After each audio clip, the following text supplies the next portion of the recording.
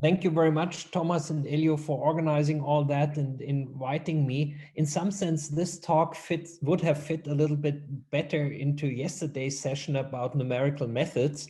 I will not be talking about what Antoine alluded to yesterday, this multi-method study on Hubbard model with DMRG, AFQMC, and so on.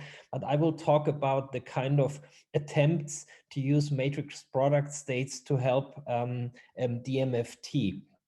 So the work I'm presenting, which has been ongoing for quite some time because it's not so easy, it seems, has been mainly done by these guys. I would mainly like to point also to Manuel Zingel, who was at the Flatiron at that time, who helped us a lot with the physics, whereas we worked more on the methods. And I will be trying to talk a little bit about the results in the papers, which are shown in red at the bottom. So the question is, of course, why should someone working with matrix product states actually think about DMFT? I mean, apart from DMFT being a very interesting method, the point is that there has been a kind of a DMRG or matrix product state sales pitch around for quite some time now. And let me try to sell it to you. I mean, you don't have to believe every word in that, and that's not actually what I would do either. But sort of like the idea was always as follows. We all know the problem is the quantum impurity problem that you encounter at some point. Here it's just shown for a single band. You have this Green's function somewhere on the real or imaginary axis. And then one way of dealing with the MFT impurity solvers is, of course, NRG. And in NRG, you would map, as you know, to this picture shown there with an impurity and bath sites between which there is hopping. And that, of course, looks very much like one dimension. Matrix product states in DMRG is very powerful there. We know it has no sign problem, so that looks nice compared to the cases where CTQMC might have a sign problem. We know how to calculate in real time, so that's nice. And there's no analytic continuation in that reading. Then you might also point, compared to NRG, there's no logarithmic discretization. Of course, this only matters if you are interested in information a bit further away from the Fermi edge, because right at the Fermi edge, of course, the logarithmic discretization is helping you. Then there is no exponential growth of resources in DMRG. And generally, the calculations are at zero temperature, which is complementary to stuff you would be doing at methods which basically are inherently starting at higher temperatures. So, I mean, all this, even if you don't buy all of that, this sounds pretty good. And this has been the sales pitch since around 2004. And the question is, why are there so few people doing that these days? Well, we are not the only ones, as you will see, but it's a small group. So let me give you a little bit of the history, because this then takes me right to what we have been doing. And so to apply this idea to single orbital DMFT, this was actually very straightforward and simple, and lots of groups did that around 2006. I didn't even have the space to list the references. And then the jump to say 2 orbitals or 2-patch DCA, that already took quite a long time, was achieved by a collaboration I was involved in on the one hand, and wonderful work by the Graz people, Ganal and others on the other hand, about the same time. And after that, we followed various axes of development, because at that time, this was not terribly easy. And without going too much into the reasons right now, we switched, we made one change. We switched to the imaginary axis. We did not stay on the real-time axis as before. And at first it looked wonderful. There's this Frisor of X from 2015. And the reasoning was that, okay, the bath sizes in imaginary time are much smaller. From the matrix product state point of view, which is a low entanglement method, imaginary time evolution doesn't have much entanglement growth. All this means you can treat a much larger number of orbitals or patches, whatever you want. The price you pay is, of course, the need for analytic continuation. And the first calculations we did were for 6 orbitals, or more precisely 3 orbitals and 2 patches in a DCA calculation. Anyway, 6 impurities, basically, with a simplified band structure, and all this looked very nice. And then stuff became difficult for reasons which, to anticipate later questions, I'm still not totally sure about, is that once we went to realistic band structures, not just the usual semicircular density of states for the test cases, everything became quite unstable, quite unclear. And so what we did is, this was a couple of years ago, that we decided to go back to the drawing board, not just to try to calculate all sorts of stuff. And this is sort of like the first of two materials I will cover. This one is extremely well known, and this is exactly why we picked it, because we could benchmark there. This is the world famous strontium ruthenate. Probably half of the audience has worked on that at some time, and you all know much more about it than I do. I mean, here is the short and incomplete list why it's so interesting, ranging from Hund's metal, thermal liquid, unconventional superconducting behavior, strong correlations, and also, and this is what took us into it, as an appreciable spin-orbit coupling. So before I go into what we then did is that I remind you of the band structure from DFT. It's essentially a three T2G bands, where in blue and red, two of them are degenerate, the XC and the YC bands are degenerate. Then the interaction is modeled by a three-band Hubbard-Kanamori model, which in this particular case, we chose the interaction parameters as shown on the right in green, with the additional spin-orbit coupling. And the spin-orbit coupling immediately, and this is because it's a single particle effect already very visible in the DFT calculation, this changes the topology at the point of degeneracy of the three Fermi surface, the cuts which you see there. So the bands are reorganized and mixed. This is what is circled in green from here to here. Let me mention that one of the nice aspects of matrix product states will be, as an impurity solver, that we do not have to rely heavily on symmetries, which means that sometimes when treating the three-band Hubbard-Kanamori model, people make simplifications like kicking out the correlated pair hopping and stuff like this. This for us is not any problem. So either it works or it doesn't at a given level of description. So we'll come back to that. So the idea was, first of all, to set up a DFT plus DMFT calculation with the help of tricks, and then simply use MPS as the impurity solver, first without spin-orbit coupling, because there's incredibly precise CNQM data to benchmark what we are doing. And with spin-orbit coupling, it depends on whom you ask. Some people say the CNQM data is well good enough, others doubt that. Let me call it problematic and not go into that, but that's where we felt that we could make an addition, in the sense that at least our treatment would be unbiased, and see what is the actual effect of the strontium, the spin-orbit coupling in the strontium ruthenate. There's a typo. Okay, so the physical questions one could ask is, of course, does it affect the Fermi-liquid behavior? How does it interplay with the Coulomb interaction? What does the new topology like? And of course, other people before us had been asking this question. And the answers had been that the Fermi-liquid behavior is little, if at all, affected. The spin-orbit coupling, if you combine it with the Coulomb interaction, can actually effectively be modeled by just being replaced by a stronger value. So about 80 to 90% stronger than the original spin-orbit coupling. So let me now come to our algorithm.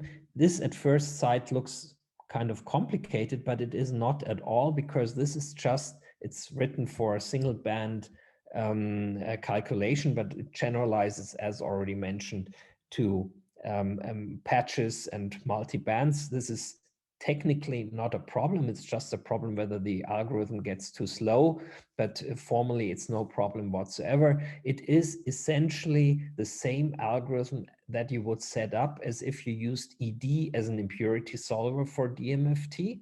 Um, with the so basically going back to Caffarel and Kraut 1993, the one replacement which you have to do is that, of course, the way we calculate the ground state and then we calculate the time evolution, the imaginary time evolution, is of course now done at the level of matrix product states instead of exact diagonalization, with the idea that we get away from the exponential growth of resources that is associated with exact diagonalization, meaning that we can deal with more orbitals and larger paths on the imaginary axis. I mean, this is the sort of like the point of this algorithm. So in my description, I will essentially not talk about this part because, I mean, this is standard fare.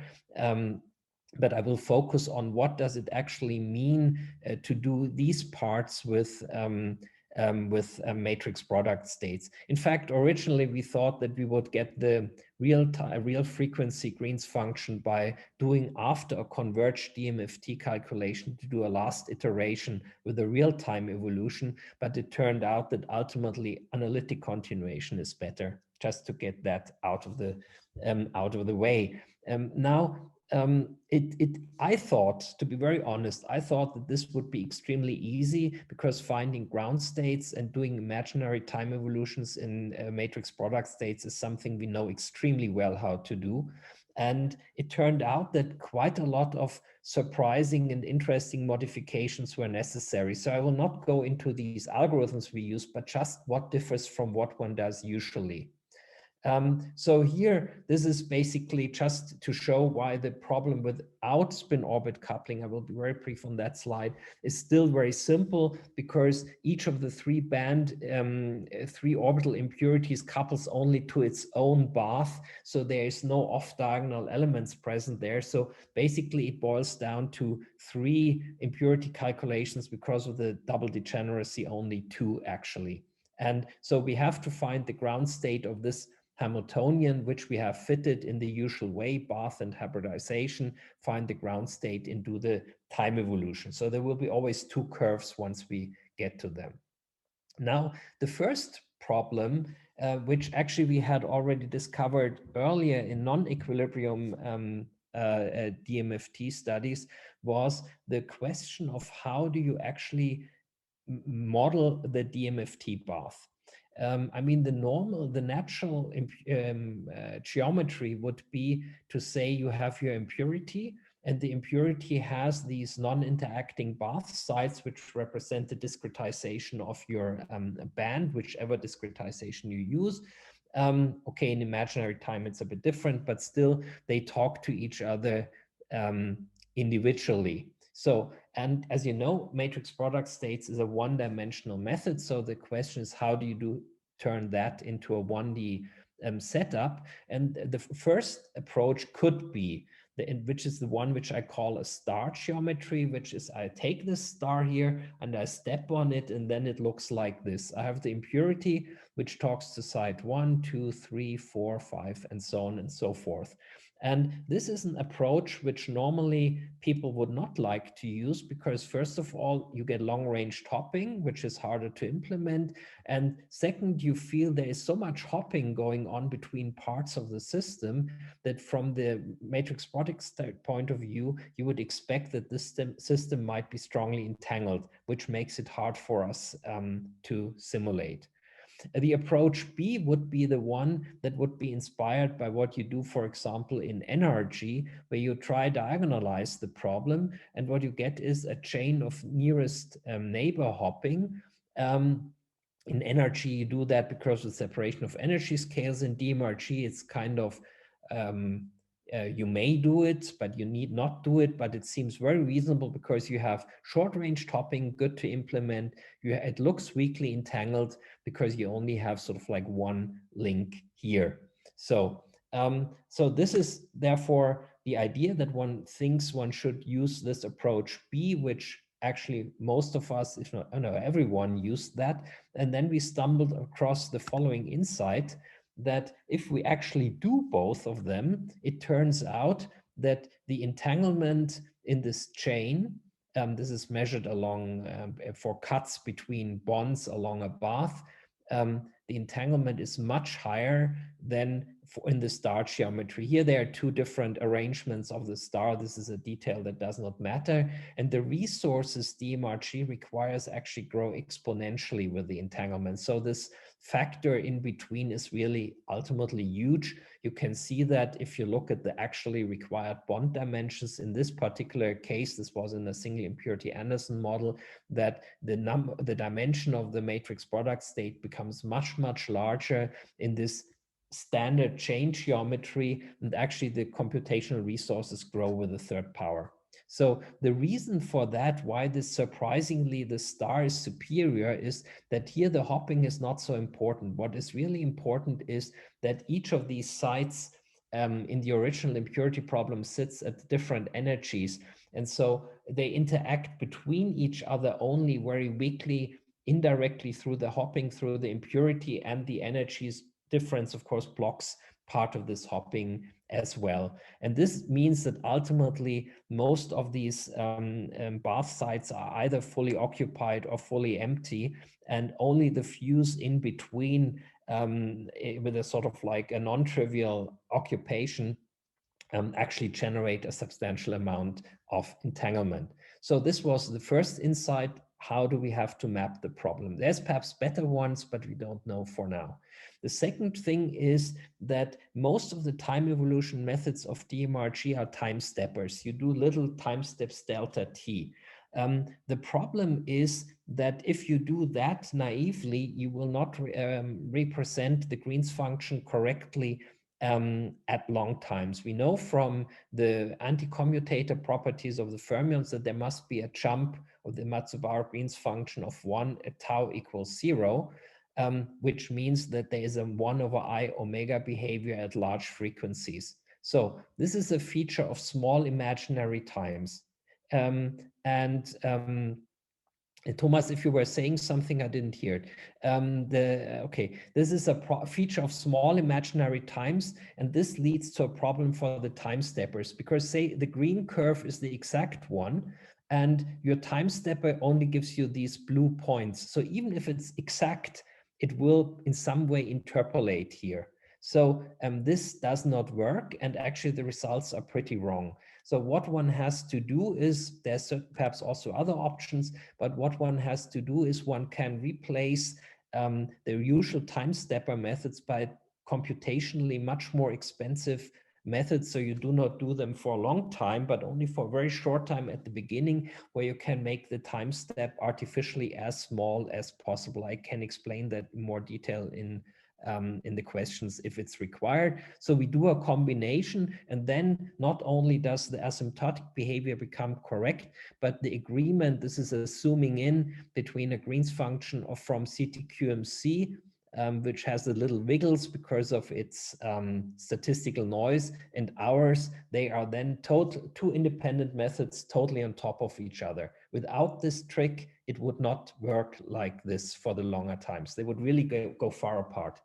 Okay, so the next thing is to really get to long times, which you need to do the Fourier transformation. You need to do something which is called linear prediction, which allows you to predict time series into the future by basically a relatively simple fitting procedure. For reasons of time, I cannot really go into this fitting procedure, but let me just show you that, for example, in very simple test models, we could extend the time domain by about a factor of 10, or we could achieve all of a sudden perfect agreement with high precision Newton scattering data. Again, details if required, if necessary. Here you see the agreement, for example, between exact analytic and numerical results. They are perfectly on top of each other once you use this linear prediction. So these were the three ingredients we basically required. Then what you find is, if you look at the imaginary part of the self-energy, I zoom in right away on the right, where's the most difficult part for very small frequency. This is without spin orbit coupling, where the agreement between the matrix product state and the CTQMC result is actually extremely good, I would say. They sit perfectly on top of each other. So you have 4 more minutes. yeah, I'm hurrying up. So I will be very short on the second application then. So of course we have still the issue of analytic continuation. What we can do there, what we can say there is the overall agreement between what CTQMC analytically continued and matrix product states analytically continued give is actually very good, even if we zoom in a lot into the frequencies. But I have to admit there's something which bugs me. In order to analytically continue our MPS results, we have to make them bad by adding artificial noise on top of them. This is, of course, something we would like to avoid. We are currently struggling on other fronts, but any ideas there would be welcome. Paddy somehow didn't do it for us, just as a side remark. But we are not really the experts in that. Okay, so now let's switch on the spin-orbit coupling. There is now lots of fitting parameters. Let's not go into that. There's now lots of self-energies because of the spin-orbit coupling. But ultimately, this huge picture of all these self-energies boils down to just 2 diagonal ones and 2 off-diagonal ones. The 2 diagonal ones, it turns out, sit right on top of what you would get without spin-orbit coupling, which confirms the result that the Fermi-liquid behavior is at least to the resolution we can get unchanged.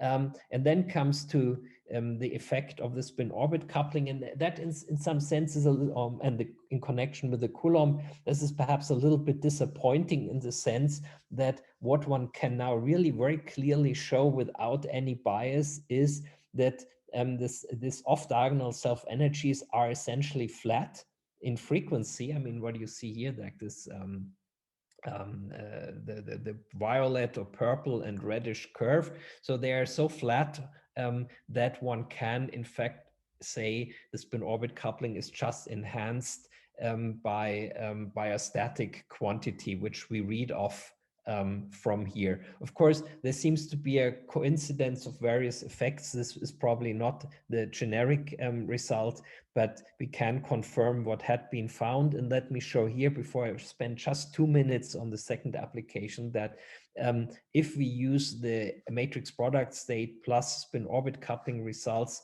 and compare it to wonderful ARPIS calculations by Tamay and others in 2019. Just let's focus on the one band. This was the best one. This is what DFT says is the top quarter of the Brillouin zone. And in our calculation, we can shift the Fermi surface right onto the experimental signal, which is the gray one. This one does not look too good, but Manuel gave me arguments which I forgot why this is not a problem. Perhaps someone could help me there who knows this stuff better.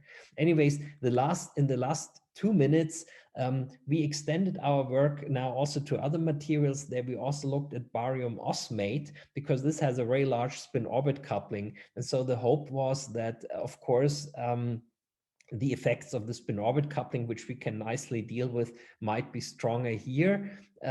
So what did we find for this material? We mapped out the total phase diagram of J, Hund's coupling, J, and lambda for spin-orbit coupling for various U's. And then, of course, we focused on the special values for the barium osmate. What is the basic structure? There's a Van Hove singularity at the Fermi level for this osmate. The spin-orbit coupling will split the Van Hove singularity around the Fermi edge. At the same time, the spin-orbit coupling is diagonal in the total angular momentum basis. So if we assumed it were extremely strong, it would have, because there are 4 electrons in the 3 T2G bands of the barium osmate, it would, of course, like to fill all of those, and then it would turn the thing from a metal or a Hund's metal into a band insulator.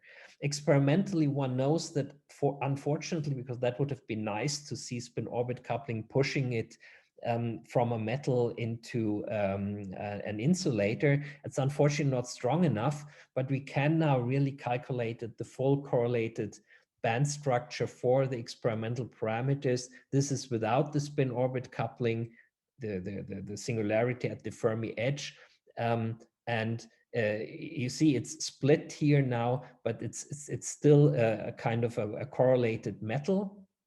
If you look at this point here, I have no time to go into the interplay between J, lambda, and U, but let me just say for the mass enhancement, we find a factor of 2.2, where in experiment it's 2.3 in the heat capacity. So as I'm running out of time, let me jump this slide and jump right to the conclusion. I think we have made progress in applying that to more realistic materials. Where other methods are good and we are good, we have perfect agreement, and we hope to be able to show its use for further realistic problems. So and now I have to shut up. Thanks a lot.